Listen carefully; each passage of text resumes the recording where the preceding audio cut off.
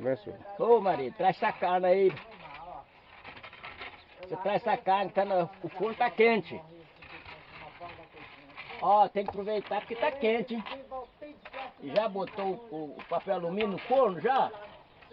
Na carne já? Chega. Laçou o pé naquela forma de abóbora, o rosa. Ah, não vai. Tia!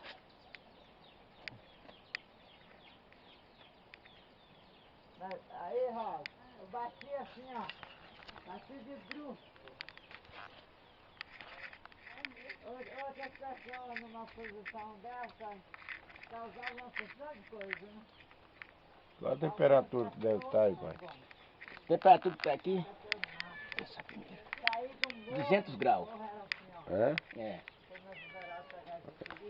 A haste fica bem assadinho, né?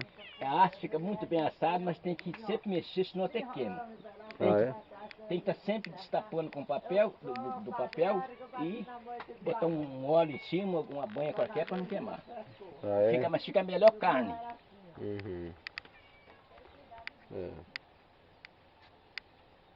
Muito bem. É joia, né?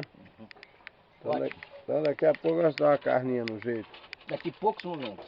É. O porco, o pato, o frango granja.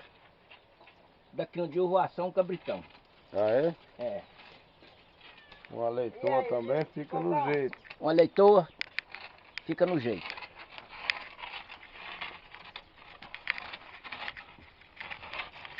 É uma pena o canal tá aqui, por isso que ele fez fogo aqui, que tá sempre bêbado.